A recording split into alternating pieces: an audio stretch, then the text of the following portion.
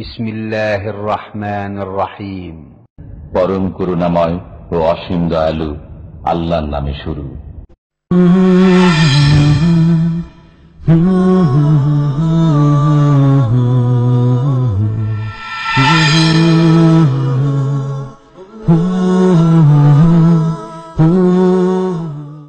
ومن أحسن قولا ممن دعا إلى الله وعمل صالحا وقال إنني من المسلمين. السلام عليكم ورحمة الله وبركاته. إن الحمد لله نحمده ونستعينه ونستغفره ونعوذ بالله من شرور أنفسنا ومن سيئات أعمالنا من يهده الله فلا مضل له ومن يضلل فلا هادي له وأشهد أن لا إله إلا الله وحده لا شريك له وأشهد أن محمدا عبده ورسوله صلى الله تعالى عليه وعلى آله وصحبه وسلم تسليما كثيرا. يا أيها الذين آمنوا اتقوا الله حق تقاته ولا تموتن إلا وأنتم مسلمون. يا أيها الناس اتقوا ربكم الذي خلقكم من نفس واحدة وخلق منها زوجها وبث منهما رجالا كثيرا ونساء واتقوا الله الذي تساءلون به والأرحم إن الله كان عليكم رقيبا.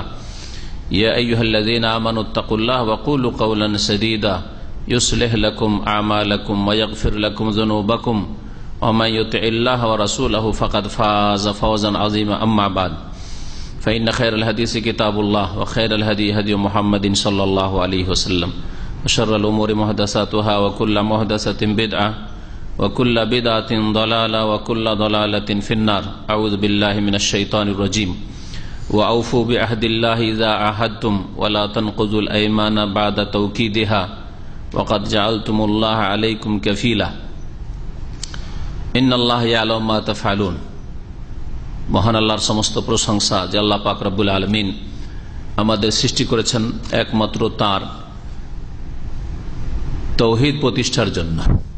তার তৌহিদ প্রতিষ্ঠা করা আমাদের সার্বিক জীবনেই হচ্ছে ইবাদত বন্দেগীর মূল বিষয়, যে উদ্দেশ্যে মহান আল্লাহ আমাদেরকে সৃষ্টি করেছেন। সালাত এবং সালাম নাজিল হোক মুহাম্মদুর রাসূলুল্লাহ সাল্লাল্লাহু আলাইহি সাল্লামের উপর, যিনি তৌহিদ পরিপন্থী যতগুলি বিষয় রয়েছে সেগুলি থেকে সুন্দরভাবে সতর্ক করেছেন, যাতে করে কোনো মানুষ তাদের দিন পালন করতে গিয়ে অস্পষ্টতায় না থাকে, শিরকে লিপ্ত না হয়, যে শিরক সবচেয়ে বড় অপরাধ যা তৌহিদকে ধ্বংস করে। আমাদের ধারাবাহিক দর্শ এই মঙ্গলবারে কিতাবুত তাওহীদ থেকে চলে আসছে আমরা শেষের দিকে। আজকে অধ্যায় নম্বর 63, যাতে শেখুল ইসলাম মুহাম্মদ বিন আব্দুল ওয়াহাব রহমতুল্লাহ আলাইহি মহান আল্লাহর জিম্মা এবং তার নবী সাল্লাল্লাহু আলাইহি সাল্লামের জিম্মা বা দায়িত্ব বা ওয়াদা প্রতিশ্রুতি সম্পর্কে আলোচনা করেছেন। যে আল্লাহর জিম্মা বলে বা আল্লাহর প্রতিশ্রুতি, আল্লাহর ওয়াদা, আল্লাহর পক্ষ থেকে চুক্তি বা আল্লাহ রাসূল সাল্লাল্লাহু আলাইহি সাল্লামের পক্ষ থেকে চুক্তি, এই রকম বলে কোনো ব্যক্তির সাথে, কোনো গোষ্ঠীর সাথে, কোনো জাতির সাথে, কোনো দেশের সাথে চুক্তিতে আবদ্ধ হওয়া শরীয়ত সম্মত কিনা, নাকি নিজে চুক্তি করবেন, বলবেন যে আমরা নিজেরা চুক্তি করেছি, এটি আল্লাহর সাথে চুক্তি নয় বা আল্লাহ রাসূল সাল্লাল্লাহু আলাইহি সাল্লামের সাথে চুক্তি নয়। এই হচ্ছে আজকের দর্শের বিষয়বস্তু। যখন কোনো মানুষ অন্য কোনো মানুষের সাথে, ব্যক্তি পর্যায়ে হোক, পারিবারিক ক্ষেত্রে হোক, সামাজিক ক্ষেত্রে হোক, রাষ্ট্রীয় ক্ষেত্রে হোক, আন্তর্জাতিক ক্ষেত্রে হোক, যখন কোনো ব্যক্তি, গোষ্ঠী, দল অন্য একটি দলের সাথে বা অন্য ব্যক্তির সাথে চুক্তিতে আবদ্ধ হবে, তখন নিজেরা নিজেদের দায়িত্বে চুক্তি নেবে। অর্থাৎ আমরা আপনাদের সাথে চুক্তি করছি, কোরআন সুন্নাহর আলোকে চুক্তি করছি, কোরআন সুন্নাহর বাইরে নয়, একজন মুসলিমের জীবন। কিন্তু সেখানে আল্লাহর জিম্মা বা আল্লাহর চুক্তি, আল্লাহর আহদ আর তার নবী সাল্লাল্লাহু আলাইহি সাল্লামের আহদ, চুক্তি বা জিম্মার কথা উল্লেখ করবে না। কারণ এতে মহান আল্লাহর সাথে বেয়াদবি হতে পারে। আল্লাহর নাম দিয়ে চুক্তি করলেন, আল্লাহর চুক্তির কথা বলে আপনি চুক্তি করলেন, আর সেই চুক্তিতে কোন রকমের ঘাটতি করলেন, ত্রুটি করলেন, অথবা চুক্তি ভঙ্গ করলেন, দোষটা চাপলো আল্লাহ পাকের উপর। অথবা রাসূলুল্লাহ সাল্লাল্লাহু আলাইহি সাল্লামের সাথে তোমাদের চুক্তি হচ্ছে, নিজেরা চুক্তি করেছেন, আমাদের সাথে চুক্তি হচ্ছে এই কথা বলেন, কিন্তু যদি বলেন রাসূলুল্লাহ সাল্লাল্লাহু আলাইহি সাল্লামের সাথে আপনাদের চুক্তি হচ্ছে, অমুসলিমদের সাথে, ব্যক্তি হোক আর কোন দল হোক, আর এই চুক্তি সম্পাদন করার পরে যদি চুক্তি ভঙ্গ করেন, দোষ করলেন আপনারা মুসলিমরা, আর দোষ চাপলো রাসূলুল্লাহ সাল্লাল্লাহু আলাইহি সাল্লামের উপর, যে আল্লাহ রসুলের সাথে চুক্তি নিয়েছিল, তারা আর এই চুক্তি ভঙ্গ করল, এতে আল্লাহ পাকের সাথে বেয়াদবি এবং রাসূলুল্লাহ সাল্লাল্লাহু আলাইহি সাল্লামের সাথে বেয়াদবি রয়েছে। ওয়াদা, প্রতিশ্রুতি, চুক্তি এসব পুরা করা হচ্ছে ফরজ। আর আল্লাহর নাম নিয়ে সাধারণত ওয়াদা যখন একজন মুসলিম করে, তখন আল্লাহর নাম নিয়ে চুক্তি করে, কিন্তু চুক্তিটা নিজের দায়িত্বে নিতে হবে। এতে আল্লাহ রাব্বুল আলামিনের তাজিম, শ্রদ্ধা, সম্মান রয়েছে। আর সেই চুক্তি যদি পুরা না করা হয়, তাহলে তাতে আল্লাহ রাব্বুল আলামিনের অবমাননা রয়েছে, তৌহিন রয়েছে। আর আল্লাহ রাব্বুল আলামিনের তৌহিন করা, অবমাননা করা, আল্লাহর শানে বেয়াদবি করা, তৌহিদে গোলযোগ সৃষ্টি করা, তৌহিদ নষ্ট না হলেও তৌহিদে ত্রুটি সৃষ্টি করা, এই হচ্ছে আজকের বিষয়। আর এই সম্পর্কে একটি আয়াত আর একটি লম্বা হাদিস এসছে, যেই হাদিসে অত্যন্ত গুরুত্বপূর্ণ অনেকগুলি বিষয় বর্ণিত হয়েছে, যা আমরা আজকে আমাদের আলোচনা ইনশাআল্লাহ তাআলা নিয়ে আসব। শেখ বলছেন, বাবু মা জা ফি জিম্মাতিল্লাহ ওয়া জিম্মাতি নবিহি, এই অধ্যায় হচ্ছে ওই বিষয়গুলি সম্পর্কে যা বর্ণিত হয়েছে, যা আলোচিত হয়েছে কোরআন কারীমে অথবা রাসূলুল্লাহ সাল্লাল্লাহু আলাইহি ওয়াসাল্লাম হাদিসে। ফি জিম্মাতিল্লাহ, আল্লাহ পাকের জিম্মা, জিম্মাতুন মানে হচ্ছে ওয়াদা বা আহাদ, আর ওয়াদা, আহাদ, ওয়াদা মানে প্রতিশ্রুতি, আর আহাদ মানে চুক্তি। তো আল্লাহর জিম্মা বা আল্লাহর ওয়াদা, আল্লাহর চুক্তি সম্পর্কে, এবং ওয়াজিম্মাতে নবিহি, আল্লাহর নবীর চুক্তি সম্পর্কে। মহান আল্লাহ সূরা আনফালের আয়াত নম্বর 91 ইরশাদ করেছেন, ওয়া আউফু বিআহদিল্লাহ ইযা আহাদতুম, তোমরা আল্লাহর সাথে যে চুক্তি করা হয়েছে বা আল্লাহর নামে যে চুক্তি করেছো, ওয়াউফু বিআহদিল্লাহ, আল্লাহর চুক্তিকে, আল্লাহর প্রতিশ্রুতি, ওয়াদাকে তোমরা পুরা করো। ইযা আহাদতুম, যখন তোমরা ওয়াদা করবে, চুক্তি করবে। ওয়ালা তানকুযুল আইমানা বাদা তাওকীদিহা, আর তোমরা কসমগুলি, আইমান ইয়ামিনের বহুবচন, ইয়ামিন মানে শপথ, কসম, তোমরা শপথগুলিকে ভঙ্গ করবে না, বাদা তাওকীদিহা, তা পাকা পোক্ত করার পর, তা শক্ত করার পরে। আক্কাদা ইউআক্কিদু, তাওকীদ মানে অকাট্য করা, অকাট্য কসম করার পরে বা অকাট্য প্রতিশ্রুতি, চুক্তি করার পরে, চুক্তিতে কোনো ব্যক্তি বা জাতির সাথে আবদ্ধ হওয়ার পরে তা তোমরা ভঙ্গ করবে না। আয়াতের প্রথম অংশে আল্লাহ আহদুল্লাহর কথা উল্লেখ করেছেন, আল্লাহর সাথে চুক্তি, আর দ্বিতীয় অংশে আইমান, ইয়ামিন, শপথের কথা উল্লেখ করেছেন। দুটো শব্দের দিক থেকে আলাদা আলাদা হইলেও জিনিস একটি। আল্লাহর ওয়াদা যে করা হয় সেটা আল্লাহর কসমের সাথে, আল্লাহর নাম নিয়ে, এই জন্য সে আল্লাহর সাথে চুক্তিকে বা আল্লাহর নাম নিয়ে চুক্তিকে কসম বা শপথ বলে, আইমান বলে আখ্যায়িত করা হয়েছে। তোমরা এই কাজ করবে না, ওয়ালা তানকুযুল আইমানা বাদা তাওকীদিহা, তোমরা শপথগুলি ভঙ্গ করবে না, নষ্ট করবে না, তা পাকাপোক্ত করার পরে। কেন? ওয়াকাদ জাআলতুমুল্লাহ আলাইকুম কাফিলা, কারণ তোমরা আল্লাহকে তোমাদের উপর এই বিষয়ে দায়িত্বশীল বানিয়েছো, অভিভাবক বানিয়েছো, সাক্ষী বানিয়েছো। কাফিল থেকে কফিল যে আমরা বলি, স্পন্সরকে, মালিককে, আপনি যার নামে বিদেশে এসছেন, কোন দেশে আছেন, এই যে কফিল, স্পন্সর, কফিল। তো আল্লাহ রাব্বুল আলামিন কফিল, কফিল কেন বলা হয়? আপনার এখানে থাকার জন্য সে দায়িত্বশীল, আপনাকে নিয়ে আসার দায়িত্ব, রাখার দায়িত্ব, আপনার হক প্রাপ্য দেওয়ার দায়িত্ব তার উপর, আপনাকে এখান থেকে বিদায় করার দায়িত্ব, সরকারের সাথে চুক্তি করা আছে, আপনাকে ঠিকভাবে আবার বিদায় করবে, ইত্যাদি। এই জন্য কফিলকে কফিল বলা হচ্ছে। সত্যিকার অর্থে কফিল আল্লাহ রাব্বুল আলামিন, সবকিছুর মালিক অভিভাবক, পৃষ্ঠপোষক এবং সবকিছুর উপর সাক্ষী, প্রত্যক্ষদর্শী, হেফাজতকারী, কাফিল। তো কাফিল অত্যন্ত ব্যাপক অর্থে রয়েছে। আল্লাহকে তোমরা তোমাদের উপর কাফিল বানিয়েছো, অভিভাবক বানিয়েছো, সাক্ষী বানিয়েছো যে আমরা এই ওয়াদা প্রতিশ্রুতি করলাম, চুক্তি করলাম, আমরা এই শপথ করে কোন ব্যক্তির সাথে বা জাতির সাথে চুক্তি করলাম। ইন্নাল্লাহ ইয়ালামু মা তাফআলুন, তোমরা যা কিছু করো নিঃসন্দেহে আল্লাহ রাব্বুল আলামিন তা জানেন, সম্যক জ্ঞাত সে সম্পর্কে। এই আয়াত প্রমাণ করে, শেখ বলছেন যে আন্নাহা তাদুল্লু আলা ওজুবিল ওয়াফাই বিল উহুদ, যে কোনো চুক্তি করেন, এক ব্যক্তির আরেক ব্যক্তির সাথে চুক্তি হোক, প্রতিশ্রুতি হোক, অথবা একটি গোত্রের বংশের আরেকটি গোত্র বংশের সাথে হোক, হ্যাঁ, অথবা একটি দেশের একটি জাতির আরেকটি জাতির সাথে হোক, চুক্তি পুরা করা ফরজ। আল্লাহ পুরা করতে বলেছে ওয়াফু বিআহদিল্লাহ। কোরআনে কারিমে এইরকম অনেকগুলি আয়াত রয়েছে।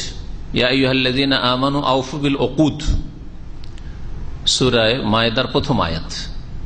হে ঈমানদারগণ, তোমরা তোমাদের যে চুক্তি বন্ধন রয়েছে তা পুরা করো। উকুদ, আকদ, এটা হচ্ছে আহাদ। এই চুক্তি শুধু কোনো একটা সমস্যার ক্ষেত্রে, হ্যাঁ, সমস্যার সমাধান, যেমন নবী করিম সাল্লাল্লাহু আলাইহি ওয়াসাল্লাম হুদায়বিয়ার সন্ধি চুক্তি করেছেন মক্কার মুশরিকদের সাথে, এইরকম ক্ষেত্রে সীমিত নাই, বরং যতগুলি মানুষের বন্ধন হইতে পারে কোনো কিছুর সবগুলিকে সামিল উকুদ, আকদ হইতে পারে। যেমন বিবাহ শাদীর চুক্তি, এই জন্য আকদে নিকাহ বলা হয়। বিবাহ বন্ধনকে কি বলা হয়? আকদে নিকাহ বলা হয়, আকদ হয়েছে। ব্যবসা বাণিজ্য, কেনাকাটা, একজন খরিদ্দার খরিদ করছে আর একজন বিক্রেতা বিক্রি করছে, এই যে দুইজনে চুক্তি হলো যে এটা আমি বেচবো আর আপনি বলেন এটা আমি কেনবো, কেনা বেচা হইলো, কথা পাকাপোক্ত হইলো, এটা হচ্ছে আকদ, এটা হচ্ছে আহাদ। ওয়াদা, চুক্তি হয়ে গেছে, বিক্রি করার চুক্তি হয়ে গেছে, আপনি যত বেশি মূল্য পান, কথা পাকা হয়ে গেছে, আর সেখানে আর কোন রকমের স্বাধীনতা থাকেনি। ফাইনাল ফাইনাল, তারপরে বেশি পয়সা পেয়ে না ভাই তোমাকে দিলাম না,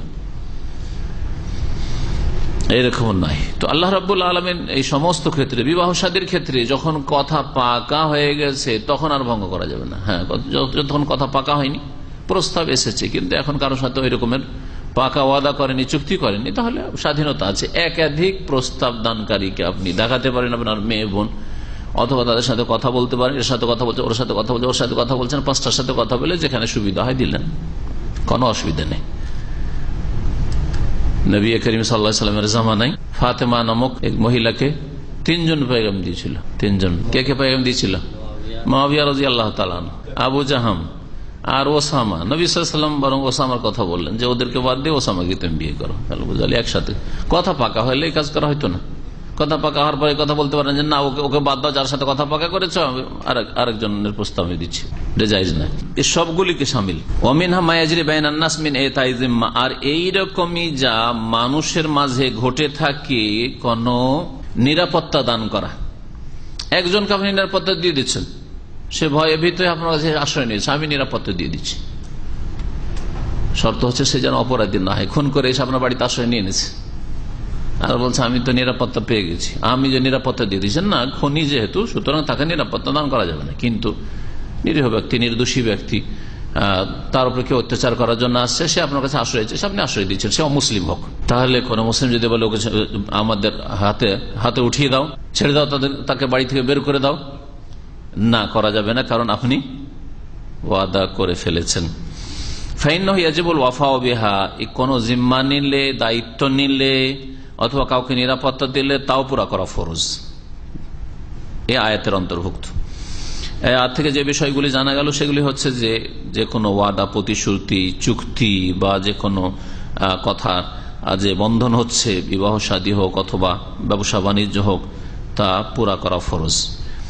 আর এর বিপরীত চুক্তি ভঙ্গ করা, ওয়াদা খেলাফি করা, এইরকমই কোনো কথা পাকা হওয়ার পরে তা ভঙ্গ করা, কসম করার পরে যেই কসমগুলির সম্পর্ক বিশেষভাবে চুক্তির সাথে, প্রতিশ্রুতির সাথে, হ্যাঁ, এগুলির সাথে, ওয়াল আইমান আদ-দাখিলা ফিল উহুদ ওয়াল মাওয়াসিক, যেগুলি কসমের সম্পর্ক, যেই কসম করেছেন চুক্তির ক্ষেত্রে, এইরকম কসম ভঙ্গ করা হারাম। কিন্তু চুক্তি না, এমনি কসম করেছে আমি এই কাজটা করব না, আর দেখছেন না কাজটা আমাকে করতে হবে, না করলে ক্ষতি, তাহলে আপনি কসম ভঙ্গ করে দিয়ে কসমের কাফারা দিয়ে দেন। কিন্তু যখন চুক্তি করেছেন আল্লাহর কসম তোমাদের সাথে আমরা কখনো লড়াই লিপ্ত হব না যদি তোমরা আমাদের সাথে ভালোভাবে চলো, হ্যাঁ, কোন ব্যক্তি অথবা জাতির সাথে, গোষ্ঠীর সাথে আল্লাহর কসম করে আপনি চুক্তি করেছেন, তাহলে এটা পুরা করতে হবে। এই কসমের কথা বিশেষ করে এখানে বলা হয়েছে আয়াতে। আল্লাহ রাব্বুল আলামিন সবকিছু জানেন, তাহলে আল্লাহ আলিম খবীর এ কথা আয়াত দ্বারা প্রমাণিত হইল।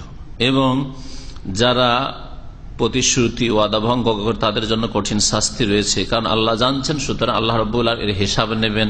কথা বলা ইন্নাল আহদা কানা মাসউলা, কোরআনে কারিমে আল্লাহ বলছেন ওয়াউফু বিল আহদ, তোমরা চুক্তি পুরা করো, কারণ ইন্নাল আহদা কানা মাসউলা, ওয়াদা চুক্তি প্রতিশ্রুতি সম্পর্কে যদি ভঙ্গ করো, গাদ্দারি করো, বিশ্বাসঘাতকতা করো, সেই সম্পর্কে জিজ্ঞাসিত হবে। عن بريدة رضي الله عنه قال كان رسول الله صلى الله عليه وسلم إذا أمر أميرا على جيش أو سرية أوصاه بتقوى الله تعالى ومن معه من المسلمين خيرا فقال اغزوا بسم الله في سبيل الله قاتلوا من كفر بالله اغزوا ولا تغلوا ولا تغدروا ولا تمثلوا ولا تقتلوا وليدا إلى آخره।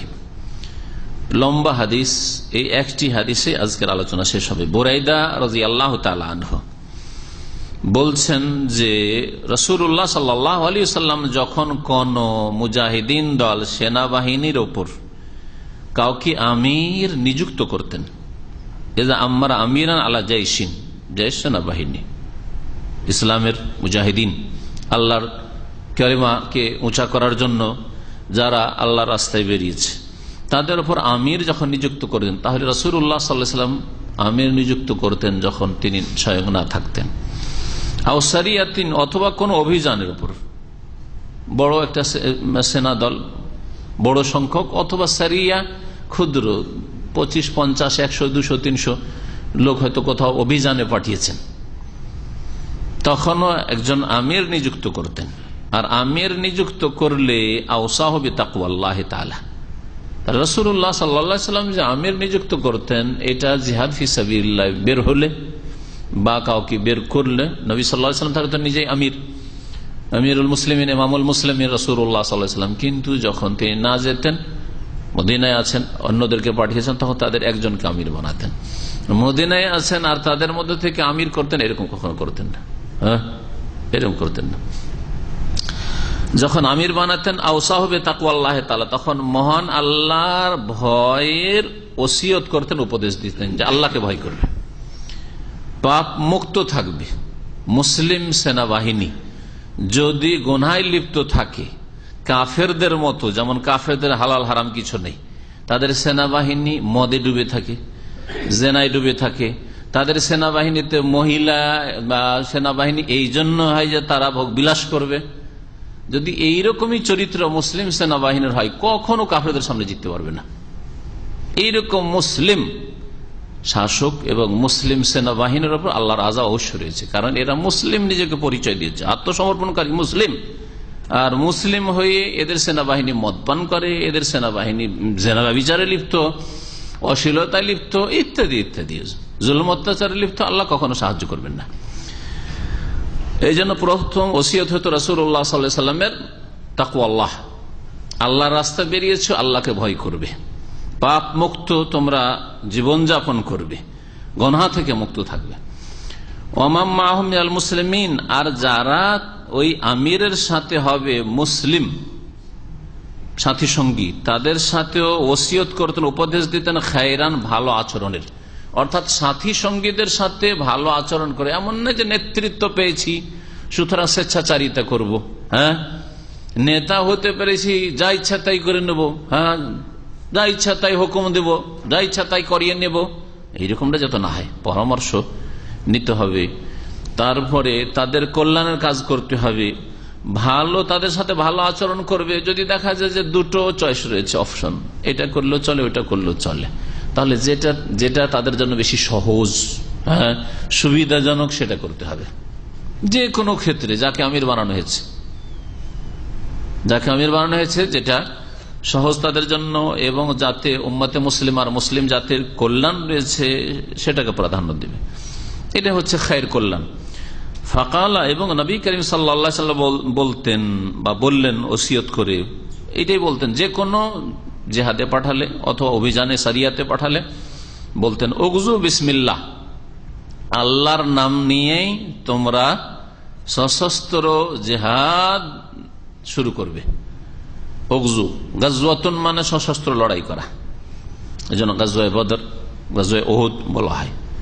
যেগুলিতে রাসূলুল্লাহ সাল্লাল্লাহু আলাইহি ওয়াসাল্লাম স্বয়ং শরীক হয়েছেন সেগুলোকে গাজওয়া বলা হয়, অথবা বেশি সংখ্যক মুজাহিদিন রয়েছেন, 300-এর বেশি, কয়েক হাজার, কয়েক শত, এগুলো গাজওয়া। আর যদি 25, 50, 100, 150, 200, 300 পর্যন্ত হয়তো কোথাও পাঠিয়েছেন রাসূলুল্লাহ সাল্লাল্লাহু আলাইহি ওয়াসাল্লাম যান নাই, এগুলিকে বলা হয় সারিয়া, অভিযান।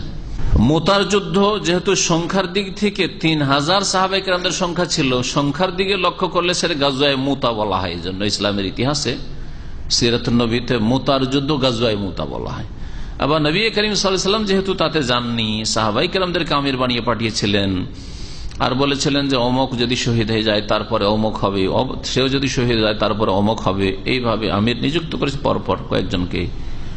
একে সারিয়ায় মুতা বলা হয়, মুতার অভিযান বলা হয়, সারিয়া নাম দিয়ে আরবিতে, এই জন্য যে নবী সাল্লাল্লাহু আলাইহি ওয়াসাল্লাম তাতে শরীক হননি। এই জন্য এই জেহাদটিকে সারিয়ায় মুতা বলা হয়, গাজওয়ায়ে মুতা বলা হয়, যেটা বর্তমান উর্দুন জর্ডনে হয়েছিল, তখনকার শাম দেশ, খ্রিস্টানদের বিরুদ্ধে সেই যুগের। উগজু বিসমিল্লাহ, আল্লাহর নামে তোমরা জেহাদ করবে, তাহলে আল্লাহর নাম নিয়ে শুরু করতে হবে। একজন মুসলিম যে কোনো কাজ, পানাহারের কাজ, সাধারণ কাজ বিসমিল্লাহ দিয়ে শুরু করে।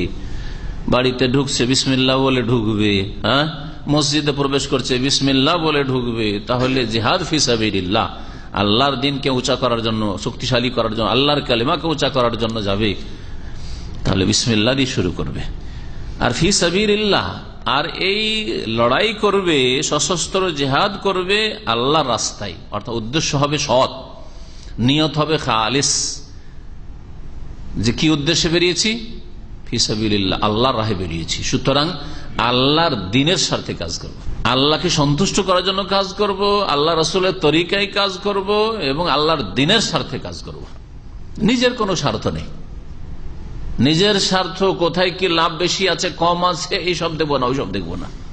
ফি সাবিলিল্লাহর অর্থই কাতিলু মান কাফারা বিল্লাহ, আর তোমরা সশস্ত্র লড়াই করো ওই সকলের বিরুদ্ধে যারা আল্লাহর সাথে কুফরি করে, ওদের বিরুদ্ধে যারা আল্লাহর সাথে কুফরি করে, আল্লাহর অস্তিত্বের সাথে কুফরি করে। আল্লাহর অস্তিত্বকে মানে যেমন নাস্তিক, আল্লাহর অস্তিত্ব মানে কিন্তু তৌহিদ একত্ব মানে না, যারা মুশরিক বহুত্ববাদী। আল্লাহর তৌহিদ হয়তো আছে কিন্তু আল্লাহ রাসূল সাল্লাল্লাহু আলাইহি ওয়াসাল্লাম রিসালাত মানে না, ইহুদি নাসারা, আর তাদের মধ্যে শিরকও আছে, তাদের বিরুদ্ধে। এক কথায় যে কোন রকমের কুফরি যাদের মধ্যে রয়েছে তাদের বিরুদ্ধে, বড় কুফরি রয়েছে তাদের বিরুদ্ধে সশস্ত্র লড়াই করো। রাসূলুল্লাহ সাল্লাল্লাহু আলাইহি ওয়াসাল্লাম বলেছেন কাতিলু মান কাফারা বিল্লাহ। কিন্তু এই হাদিসের সামনে আসবে যে যারা আল্লাহর সাথে কুফরি করে তাদেরকে যে লড়াই করতে হবে, লড়াই করার ক্ষেত্রে তাদেরকে কয়েকটা ইখতিয়ার, চয়েস দিতে হবে যে তোমরা কোনটা করবে। ইসলাম কবুল করবে, হ্যাঁ, প্রথম 1 নম্বর। যদি বল না ইসলাম কবুল করব না, তাহলে কি করবে? জিজিয়া দেবে। মুসলিম খলিফাতুল মুসলিমিনকে, ইমামুল মুসলিমিনকে জিজিয়া কর দিয়ে তোমরা নতি স্বীকার করবে, সারেন্ডার করবে, আত্মসমর্পণ করবে, আর বিদ্রোহ ঘোষণা করবে না, আনুগত্য প্রকাশ করবে। 2 নম্বর। প্রথমটা যদি মেনে নেয় 2 নম্বরে যাওয়ার প্রয়োজন নেই। 2 নম্বরটা যদি প্রথমটা না মানে তো দ্বিতীয়টাতে গেলাম যে জিজিয়া দিয়ে তাহলে থাকো। জিজিয়া দিতে যদি দ্বিতীয়টা অস্বীকার করে তখন ইসলামও কবুল করব না, মানি না, জিজিয়াও দেব না। 3 নম্বরে তখন তাদের বিরুদ্ধে যুদ্ধ করা। রাসূলুল্লাহ সাল্লাল্লাহু আলাইহি ওয়াসাল্লাম বলেছেন এই 3টি অপশন রয়েছে। তাহলে সকল কাফেরের বিরুদ্ধে অস্ত্র ধারণ করে না ইসলামে, এটা অনেকে বুঝে না। কারণ সূরা তওবা যদি খুলে দেখেন, সূরা তওবাতে এই বিষয়গুলি বিশেষ করে বিস্তারিত হয়েছে। আল্লাহ রাব্বুল আলামিন তার একটি আয়াতে বলেছেন যাদের সাথে তোমাদের আহাদ চুক্তি রয়েছে, যে আমরা তোমাদের ক্ষতি করব না, তোমরা আমাদের ক্ষতি করবেন, আমরা তোমাদের বিরুদ্ধে কোন রকমের ষড়যন্ত্র করবো না, চক্রান্ত করবো, তোমরা আমাদের বিরুদ্ধে চক্রান্ত করবে না। যেমন নবী করিম সাল্লাল্লাহু আলাইহি সাল্লাম মদিনা এসে ইহুদি যে 3টা গোত্র ছিল তাদের সাথে চুক্তি করেছিলেন, ঠিক না? অতদিন পর্যন্ত রাসূলুল্লাহ সাল্লাল্লাহু আলাইহি ওয়াসাল্লাম তাদেরকে মদিনা থেকে বের করেন যতদিন পর্যন্ত তারা ষড়যন্ত্রে লিপ্ত না হয়েছে, চুক্তি ভঙ্গের কাজ না করেছে। রাসূলুল্লাহ সাল্লাল্লাহু আলাইহি ওয়াসাল্লামকে মারার চেষ্টা করেছে একদল ইহুদি, বনু নজির। তারপরে বানু কাইনুকা, তারা মুসলিম মহিলাকে বস্ত্রহীন করেছে, বস্ত্রহীন করার চেষ্টা করেছে, দোকানে কিনতে গেছে কাপড়টা বেঁধে দিচ্ছে, যেমন উঠেছে কাপড় খুলে গেছে। এই শয়তানি কাজ করেছে ইহুদিদের কাজ এগুলি। তো নারী জাতিকে উল্লঙ্ঘন করা এটা হচ্ছে ইহুদিদের প্রাচীন চরিত্র। আর তার আগে তাদের পূর্বপুরুষ হচ্ছে ইবলিস। আদম আলাইহিস সালাম কে জান্নাত থেকে বের করেছে, আর জান্নাত থেকে বের হইতেই যেমনই ফল খেলো তেমনই কাপড় খুলে গেল। আদম আর হাওয়া আলাইহিস সালামের লেবাস পোশাক খুলে নেওয়ার জন্য শয়তান ইবলিস এইভাবে বিভ্রান্ত করে গাছের ফল খাওয়িয়েছিল। তো এই গাদ্দারিগুলির জন্য বের করেছেন, হয়তো তাদেরকে মদিনা থেকে বের করতেন না রাসূলুল্লাহ সাল্লাল্লাহু আলাইহি সাল্লাম। চুক্তি যতদিন আছে চুক্তি। জি, তো কোরআনে কারিমে বলছিলাম যে সূরা তাওবাতে বলা হয়েছে যাদের সাথে তোমরা চুক্তিতে আবদ্ধ হয়েছে ফাতিমু ইলাইহিম আহদাহুম ইলা মুদ্দাতিহিম, যতদিনের তোমরা সময়সীমা নির্ধারণ করে চুক্তি করে ততদিন পুরা করো। যে 10 বছরের চুক্তি হয়ে থাকে 10 বছরের চুক্তি, 50 বছরের চুক্তি হয়েছে 50 বছরের চুক্তি, 1 বছর 2 বছর চুক্তি হয়েছে চুক্তি। এই একটি দল। আল্লামা ইবনে সাইয়্যিদ রাহমাতুল্লাহ আলাইহি এই অধ্যায়ের ব্যাখ্যায় তিনি আরো বিস্তারিত লিখেছেন, বলছেন এই একটি দল তাহলে যাদের সাথে চুক্তি হয়েছে, চুক্তি যতদিন পর্যন্ত আছে চুক্তিকে আমরা অব্যাহত রাখবো, আমাদের পক্ষ থেকে কোনো ত্রুটি হবে না যতক্ষণ পর্যন্ত তারা ভঙ্গ না করেছে বা এই চুক্তির বিপরীত কোনো ষড়যন্ত্র না করেছে। 2 নম্বর দ্বিতীয় শ্রেণীর কাফের হচ্ছে যাদের সাথে চুক্তি তো আছে কিন্তু ভিতর ভিতর তারা ষড়যন্ত্রে লিপ্ত আছে। কেমন করে? চুক্তি করে একটু নিরাপদ হয়ে মুসলিমদের ক্ষতি করার জন্য ষড়যন্ত্র করছে, যে কোনো সময় সুযোগ পেলে বাইরের যেসব শত্রু রয়েছে মুসলিমদের তাদের সাথ দিয়ে দিবে।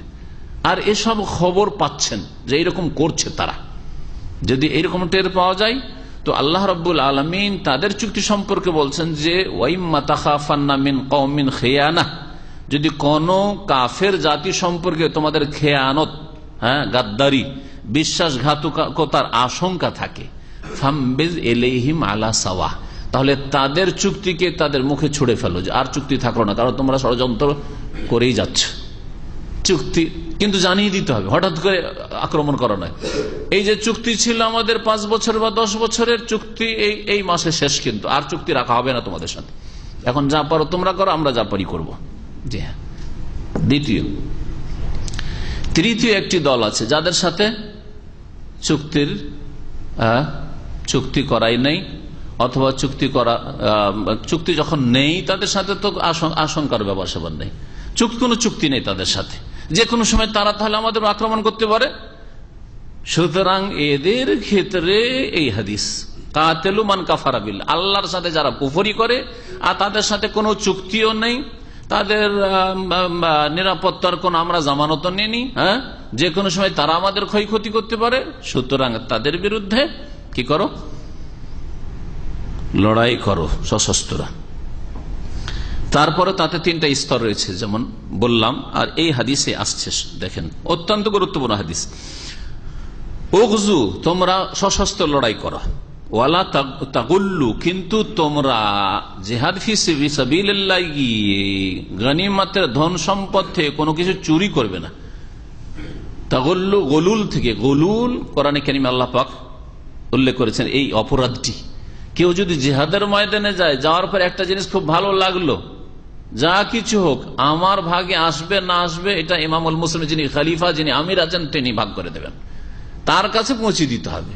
এটা সুচ পর্যন্ত চুরি করে রাখা যাবে না, সবকিছু পৌঁছে দিতে হবে আমিরের কাছে। তারপরে যার ভাগে আসে, আপনার ভাগে আসবেন না। যদি কেউ চুরি করে রেখে না, যে জিনিসটা খুব ভালো লেগেছে আমাকে, সুতরাং আমি রেখে নি, তাহলে সে গলুল করলো, বড় কাবিরা গুনাহ। নবী করিম সাল্লাল্লাহু আলাইহি ওয়াসাল্লাম এইরকম অপরাধী একটা মাত্র চাদর খাইবারের যুদ্ধে ও খুব পছন্দ লেগেছিল, ওই সাহাবী রেখে নিয়ে নিয়েছে। তারপরে কোন একটা তীর এসে তাকে লাগে, মারা যায় সে অজানা তীরে।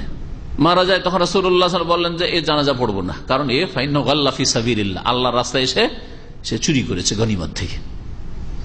কোরআনে কারিমে কঠোর শাস্তির কথা বলছে, ইয়াতি বিমা গাল্লা ইয়াউমাল কিয়ামা, যা যে গুলুল করবে অর্থাৎ চুরি করবে গনিমতের ধন সম্পদ থেকে, বাইতুল মাল থেকে, সরকারি দফতর থেকে, তা কাঁধে বোঝা করে, কাঁধের বোঝা তার হবে, আর তা নিয়ে কিয়ামতের দিন হাজির হবে। আজকাল জিহাদ ফি সাবিলিল্লাহ বাস্তবে নেই, আল্লাহর দিনে আছে, শর্ত পুরা হইলে অবশ্যই আছে, কিন্তু আজকাল মুসলিমরা ওই অবস্থায় নেই, আর নেই আসলে। কিন্তু এই মাসলা আরেকটি ক্ষেত্রে অবশ্যই ফিট হবে, যারা সরকারি বিভিন্ন দায়িত্বে আছে আর সরকারি ধন সম্পদ বেঈমানি আত্মসাৎ করে দুর্নীতি করে খায়, এরা ইয়াতি বিমা গাল্লা ইয়াউমাল কিয়ামতের দিন যত দুর্নীতি করে 5 বছর মধ্যে খেয়েছে বেঈমানি আত্মসাৎ করে, গরিবের টাকা আর এতে ধন সম্পদ বিভিন্ন রকমের যা কিছু লুটে, কোন জায়গায় একটা বিল পাস করলো, বাজেট পাস করলো, আর কোটি কোটি টাকা তাতে থেকে বেঈমানি করলো, আত্মসাৎ করলো, কত রকম অস্ত্র কেনার নামে বাইরে থেকে কিনলো কত টাকা, আর খেলো কত টাকা, হিসাব নিকাশ নেই। আর এরা অধিকাংশই দেশে টাকা পয়সা রাখতে পারে না, কাফের দেশে রেখে আসে, সুইজারল্যান্ডে এদের টাকা কাফের দেশে রেখে আসে। আর শেষ পরিণাম কি হয়, এদের টাকা জাম হয়ে যায়, খেতেও পায় না, খবিসেরা নোংরা গুলো খেতেও পায় না নিজে। খবর আছে? জি হ্যাঁ, বর্তমানে এই যে আলী আব্দুল্লাহ সালেহ সম্পর্কে যারা প্রচার মাধ্যম পড়ে, এর অবস্থা এরকম। একটা এত গরিব দেশ, সেই গরিব দেশের শাসক এত টাকা দুর্নীতি করে, এই যে যতদিন সে শাসন ক্ষমতায় থেকেছে, ওই সুইস ব্যাংকে জমা করেছে, তার টাকা জাম, ও কাফেরই খাবে ও টাকা। এদের চুরি করা, খেয়ানত করা টাকা মুসলিম জাতির, মুসলিম জনগণের এই কাফের কুফরি শক্তি খাবে। তো বলছিলাম যে গুলুল বড় কাবিরা গুনাহ, বড় কাবিরা গুনাহ, আল্লাহ মাফ করবেন না, কারণ এতে প্রত্যেক নাগরিকের হক রয়েছে। কিন্তু তাহলে যে টাকাগুলো বেঈমানি আত্মসাৎ করেছে তাতে দেশের 16 কোটি মানুষ থাকে, 16 কোটি মানুষের হক জড়িত। প্রত্যেকে এক একটা করে যতক্ষণ মাফ না করে মাফ হবে না, আর এক একটা করে কিয়ামতের যতক্ষণ পর্যন্ত নেকি না নেবার, এদের নেকি বা কতটা আছে যে এত লোককে নেকি দেবে, হ্যাঁ, ততক্ষণ পর্যন্ত তার নাজাত পাবে না। সুতরাং জাহান্নামে যেতে হবে। অন্যের গুনাহ নিয়ে, জনগণের গুনহার বোঝা নিয়ে এদেরকে জাহান্নামে যেতে হবে। ওয়ালা তাকদিরু, আর তোমরা গাদ্দারি করবে না, তোমার বিশ্বাসঘাতকতা করবে না। ইসলামে বিশ্বাসঘাতকতা, গাদ্দারি করা বড় কাবিরা গুনাহ। চুক্তি করার পরে চুক্তি ভঙ্গ করা, সুযোগ পেয়ে চুক্তি ভঙ্গ, কোন চুক্তি নেই, মেরে দিল, অথচ নিরাপত্তা দিয়েছিল, ছিনতাই করে নিল, বেঈমানি করে নিল, অথচ জানমালের নিরাপত্তা দিয়েছিল, ইজ্জত আবরু নষ্ট করলো, অথচ তাদের পরিবারের মেয়ে ছেলের নিরাপত্তা দিয়েছিল, ইত্যাদি গাদ্দারি। ওয়ালা তুমাসসিলু, আর হে মুসলিমরা, হে মুসলিম মুজাহিদিন সেনাবাহিনীরা, নবী করিম 1400 বছর আগে এসব মানবতা শিখিয়েছেন, এসব ইনসানিয়তের কথা, হিউম্যানিটির কথা শিখিয়েছেন। ওয়ালা তুমাসসিলু, আর তোমরা অঙ্গ প্রত্যঙ্গ কেটে নেবে না। কাফির জালেম আপনার বিরুদ্ধে, মুসলিম জাতির বিরুদ্ধে লড়াই করার জন্য এসছে, তাকে যদি হত্যাও করা হয়, মারা হয়, তাহলে তার অঙ্গ প্রত্যঙ্গ কাটতে পারে, হাত কেটে নেওয়া, পা কেটে নেওয়া, নাক কেটে নেওয়া, চোখ তুলে নেওয়া, কান কেটে নেওয়া, জিহ্বা কেটে নেওয়া জায়েজ নয়, হারাম। ওয়ালা তুমাসসিলু, এই হচ্ছে ইসলামিক আদর্শ। এখন ওই কাফেররা যদি এই কাজটা মুসলিমের সাথে করে থাকে, একটা মাসলা। এমনিতে কোন কাফের হারবি, যার বিরুদ্ধে যুদ্ধ শরীয়তে জায়েজ, শুধু হারবি যারা যুদ্ধের ঘোষণা করে রেখেছে আমাদের বিরুদ্ধে, তাদের বিরুদ্ধে যারা যুদ্ধের ঘোষণা করেছে, আমরা যুদ্ধ করব, মারবো না হে মরবো, মরলে শহীদ আর মারলে গাজী, ঠিক আছে, মারতে পারলাম আলহামদুলিল্লাহ।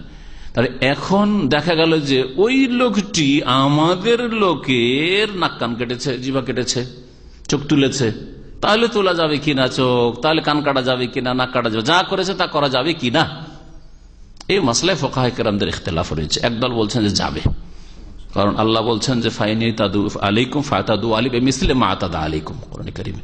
তারা যদি সীমা লঙ্ঘন করে, বাড়াবাড়ি করে, যতটা তারা সীমা লঙ্ঘন বাড়াবাড়ি করেছে ততটা পরিমাণ করে, তার বেশি নাই। তারা কেটেছে নাক বা একটা চোখ তুলেছে, আপনি দুটো চোখ তুলেন, এটা চলবে না। হ্যাঁ, তার একটা অন্যায় কাজ করেছে, আপনি 10টা তার বিনিময় করে ফেল, এটা চলবে না। আরেক দল বলছেন না, করা যাবে না। কুকুর যদি কামড়ায় তো কুকুরকে কামড়ানো যাবে না, তাকে হত্যা করে যথেষ্ট, আরেক দল ফুকাহা বলছেন। ওয়ালা তাকতুলু ওয়ালিদান, আর তোমরা কোন শিশুকে হত্যা করবে না, কাফেরদের, হ্যাঁ, নাবালক ছেলে মেয়েদের হত্যা করবে না, কারণ তারা অস্ত্র ধারণ করতে পারে না, ইসলামিক আদব কত সুন্দর। পক্ষান্তরে আজকে দেখেন ইসলামের শত্রু ইহুদি, নাসারা, হিন্দু, এই বুদ্ধিস্ট, কাফের, জালেম, এই আরাকান, বর্মার, এদেরকে দেখেন যে মুসলিম নারী, শিশু, সাবালক, নাবালক কাউকে ছাড়ে না, বৃদ্ধ কাউকে ছাড়ে না। ইসলামিক আদব দেখেন। কাফের যতই বড় শত্রু হোক না কেন আপনার, তাদের নাবালক ছেলে মেয়েকে খুন করা যাবে না। ওয়ালা তাকতুলু ওয়ালিদান, এই হাদিসে তো সংক্ষেপ রয়েছে। আর একটু বাড়তি বলি, মুসনাদ আহমেদে রয়েছে, আবু দাউদে রয়েছে, হাদিস সহিহ।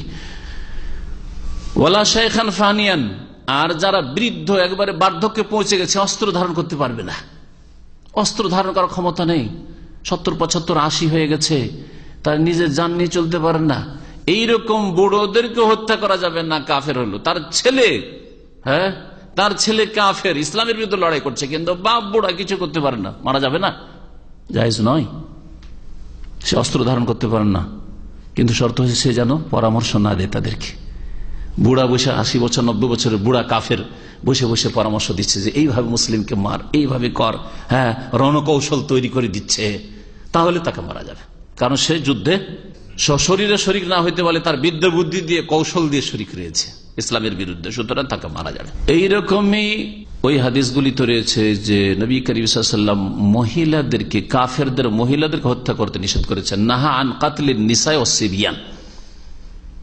নবী করিম সাল্লাল্লাহু আলাইহি ওয়াসাল্লাম কোন এক জিহাদে দেখলেন যে এক মহিলাকে হত্যা করা হয়েছে, ইচ্ছা করে হোক অনিচ্ছাকৃত হোক, কিন্তু মহিলার লাশ পড়ে আছে কাফেরদের মধ্যে। ফানাহান কাতলিন নিসা ওয়াস সিবিয়ান, নারীদেরকে খুন করা, হত্যা করা নিষেধ করলেন, এবং নাবালক শিশু, ছেলে মেয়েদেরকে হত্যা করা নিষেধ করলেন। তাহলে ইসলামে মহিলাদের, কাফেরদের মহিলাদের, যারা হারবি, যুদ্ধের ঘোষণা, তার স্বামী আমাদের বিরুদ্ধে যুদ্ধ করছে, তার বাপ আমাদের বিরুদ্ধে যুদ্ধ করছে, কিন্তু মহিলা, হ্যাঁ, বা ছেলে, মা আছে, না, হত্যা করা যাবে না, মহিলাদেরকে হত্যা করা যাবে না যদি নেতৃত্ব না দেয়, যদি যুদ্ধের ক্ষেত্রে ইসলামের বিরুদ্ধে পরামর্শ না দেয়। জি, যদি পরামর্শ দেয় যে ইসলামের বিরুদ্ধে, মুসলিমদের বিরুদ্ধে, কি করে মুসলিমদের ক্ষয়ক্ষতি করতে হবে, কি করে মুসলিমদেরকে পরাজিত করতে হবে, তাহলে তখন হত্যা করা যাবে শুধু বুড়োদের ক্ষেত্রে। আর কি বললাম, নারীদের ক্ষেত্রে।